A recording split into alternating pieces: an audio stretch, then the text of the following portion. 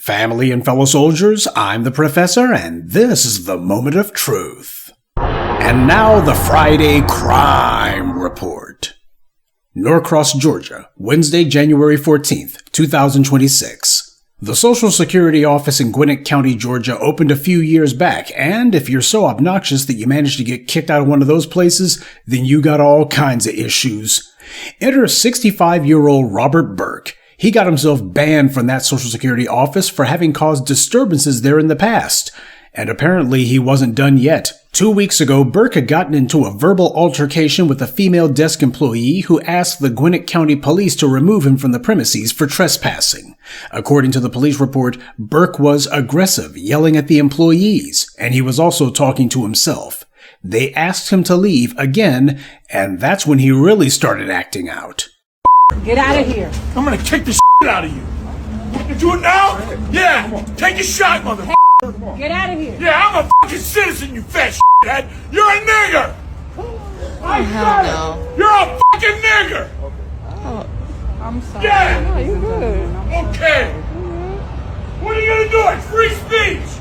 You fat, ugly shithead. Sorry. Bring on!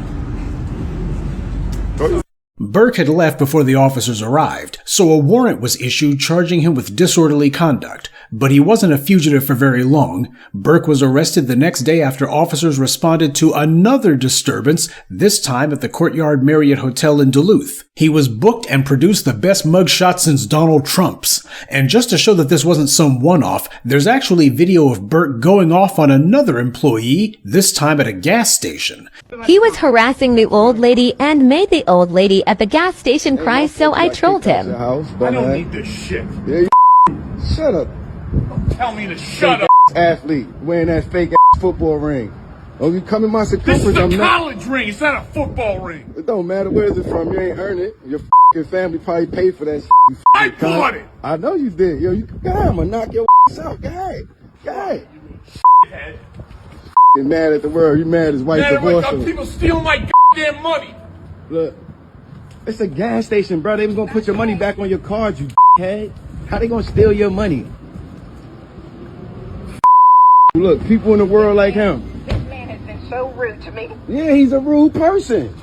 Now, I don't know if this is Burke from the Courtyard Marriott incident necessarily, but if it's not, then that means that this is likely the third incident involving this man.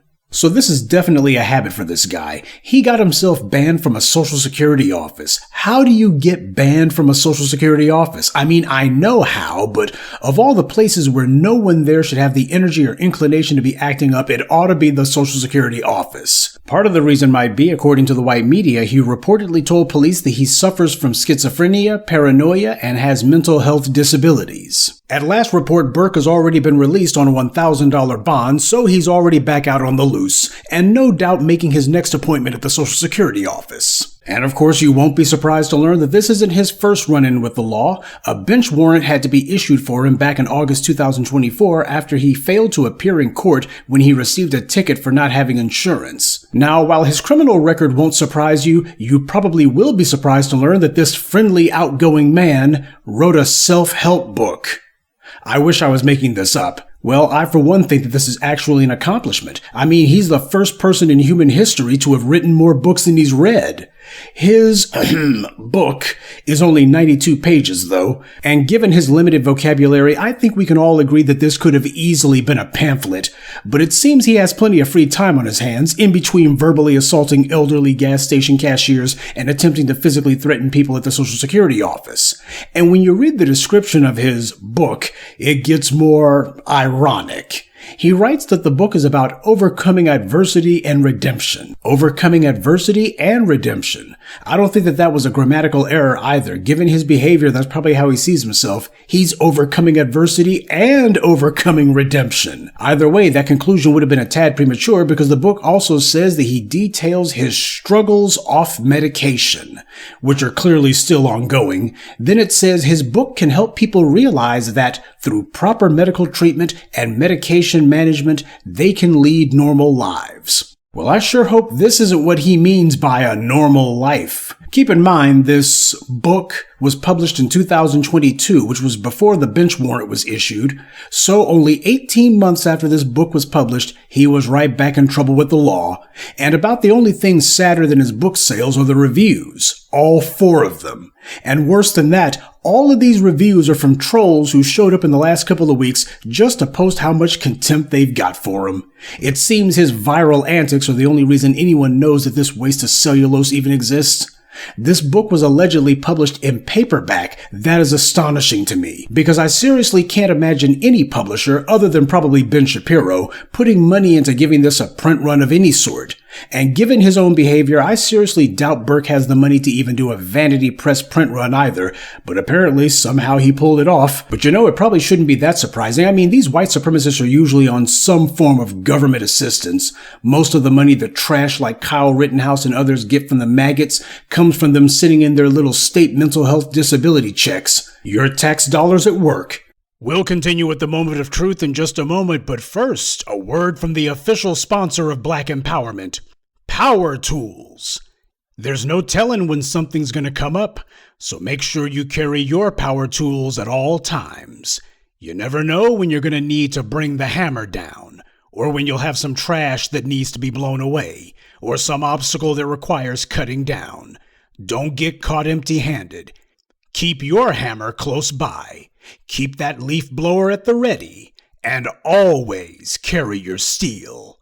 Power Tools, because no matter what your day job or side hustle may be, there's no excuse for not being ready to put in some work. Now, I'm sure that some of you might feel sympathetically towards this bigot. Some of you have loved ones who are living with mental illness. Perhaps you yourself may have been diagnosed. I don't condemn nor make light of his condition. In fact, I'm doing the opposite. I'm taking it dead seriously, because I don't think schizophrenia makes people racist. In fact, most racist people aren't schizophrenics at all. So I don't want to hear that this guy has something to do with any mental health disorder. Yes, all racists do have a mental disease, but it's not schizophrenia. This man is a public menace, and were he black, he probably would have been gunned down by the cops when they found him. Though something else that needs to be asked, if this man is genuinely schizophrenic, we'll take him at his word. What are the authorities going to do to make sure this man is no longer a threat to the public? It's pretty obvious that if you put him on his medications, he'll just stop taking them. I'm not saying that throwing this goofball in a padded rubber room would help, but at the very least, the rubber walls would dampen the sound of all of his screaming. Now keep in mind, Jordan Neely was strangled to death by a punk named Daniel Penny simply because he was having a manic episode on a train. He had not struck anyone, he had not touched anyone, he hadn't spat on anybody or thrown anything at anyone. And yet, because he was black, it was completely and thoroughly acceptable for this white thug to strangle that man to death. And the reason why? Well, look what he was doing. He was being loud. He was making threats to people. Okay. And if that black security guard had decided to strangle Robert Burke to death, would the cops have allowed him to just stroll on home? Would the white media have concealed his identity? Would you have the white right and other assorted trash saying that, well, this guy was threatening people, so he deserved what he got? I've documented for you chapter and verse how every time a black person defends themselves from white assailants, whether it was Mr. John White in New York or Corey Pujols who killed a white child rapist in Florida after that reprobate called him the N-word, black people are the ones who get prosecuted for legitimately defending themselves from white attackers, and nobody takes their side or otherwise tries to make some sort of folk hero out of them. Mr. John White went to prison for the crime of protecting his family, and the individual that Mr. White was accused of killing had actually attacked Mr. White's son at a so-called party with his bigoted pals. That's what actually happened there. But you didn't hear about that part, they buried it. So, had that black security guard killed this racist in the process of protecting that office? Do you think you'd see the white right saying, hey, he was just doing his job? Or would they be invoking Ashley Babbitt? You already know the answer, and that's the entire problem.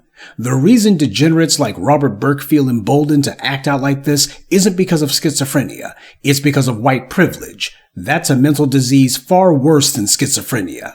He knows that he lives in a society where he can act out and make violent threats at people in public, and the police aren't going to harm him. He'll get some sort of penny any misdemeanor at most, and the authorities, who are also from the same racial background as himself, will be bending over backwards to get rid of this case. He knows that he's protected, not by the First Amendment, but by white supremacy. And he knows that it encourages him to act like a brainless savage, to disrespect people, and then he gets to say freedom of speech. But in reality, what he's really saying is that he's white, which means that he can't be touched, certainly not for disrespecting and threatening a bunch of black people. Threatening people is not free speech. And were he black acting like this and threatening people at a Social Security office, if he wasn't killed, at the very least he'd be looking at all kinds of felony charges related to that alone. But he knows the white authorities aren't looking for him to be punished. They're all on code. What he was saying and doing didn't come about in a day or even months or years. This was the end result of a society that told people like Robert Burke that he's a great person and that he's exceptional simply because of the color of his skin. He's internalized this delusion. Well, that calculus needs to change. As black people, we're under constant attack from people like him, and we have no obligation to sit on our hands while our safety and our lives are threatened. Whenever incidents like this happen, common sense says to assume that this guy's going to come back at some point armed next time. And we know there will be a next time because this creep was kicked out of that same office in the past, but kept coming back even after being trespassed. Well, I say even though this incident didn't happen in Florida, none of the black people that this guy likes to threaten have any obligation to back down. He's the one who's out of line, he's the one disrespecting people, he's the one threatening people. And in the process of defending themselves, they also have the prerogative to educate this little worm, to make sure that he understands that if he thinks that he can pull this kind of stunt with black people and then just go on about his day, then he must be crazy. And that's this week's Friday Crime Report. Keep your eyes open and stay on alert, because there's a lot worse criminals out there than the ones the white corporate media chooses to show you. Good day, and be one. I'd like to take a moment to mention some of our contributors: LaDane Hayden, Liban Gurhan, Herman Lee Holmes, Jack Smith, and Black Rye. Salute to them and thank you to everyone for listening, liking, and sharing this message. Black empowerment only exists because of you.